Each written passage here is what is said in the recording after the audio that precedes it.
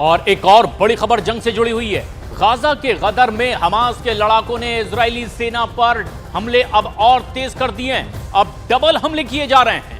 दावा तो यहां तक किया जा रहा है कि अगर इसी तरह से हमास हमले करता रहा तो युद्ध कई महीनों तक खिंचता जाएगा।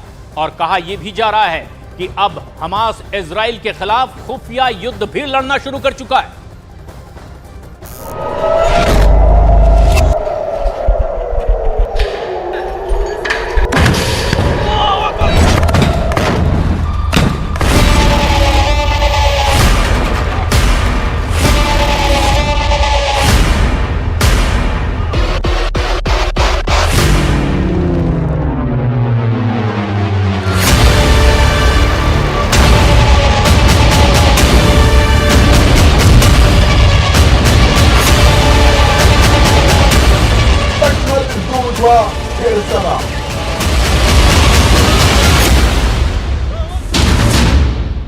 डबल धमाका, डबल हमला, हमास का खुफिया युद्ध।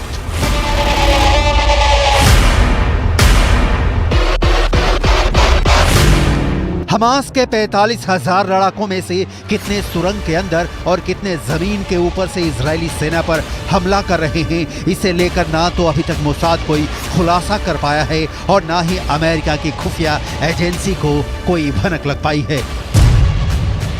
लेकिन मिडिल ईस्ट की मीडिया से जुड़े जानकारों के मुताबिक हमास इजरायली सेना पर वैसे भीषण हमले नहीं कर रहा है जैसे उसे करने चाहिए थे। कुछ खबरों में दावा किया गया है कि भले ही इजरायली सेना दावा करे कि वो गाजा सिटी के बीचों बीच पहुंच चुकी है, लेकिन हकीकत में इस दावे पर पश्चिमी मीडिया के वॉर एक्सपर्ट्स अब सवाल उठाने लगे हैं। इजराइल के 34 से ज्यादा सैनिक जमीनी हमले के दौरान मारे जा चुके हैं। हम आपको पश्चिमी मीडिया के दावों के हवाले से बताने जा रहे हैं कि इजराइल सेना पर डबल धमाके के साथ डबल हमले की तैयारी हमास ने हिजबुल्लाह से मिलकर कर ली है।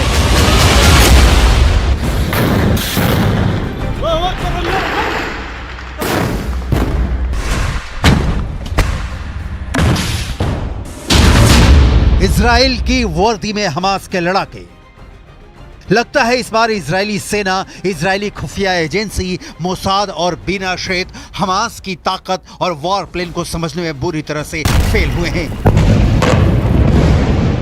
27 अक्टूबर से शुरू हुए दूसरे चरण के इजरायली हमले में दावा किया जा रहा था कि इजरायली सेना एक हफ्ते के अंदर उत्तरी गाजा से हमास के लड़ाकों का सफाया कर देगी, लेकिन अभी तक इजरायली सेना सिर्फ 400 के करीब सुरंगों को तबाह कर पाई है। इधर हमास ने फिर दावा किया है कि उसके लड़ाके इजरायली सेना को उत्तरी गाजा में हरा देंगे। आखिर हमास इतने बड़े दावे कैसे कर रहा है? कुछ खबरों में यहाँ तक दावा किया गया है कि हमास के लड़ाके इजरायली सेना की वर्दी पहनकर हमले कर रहे हैं।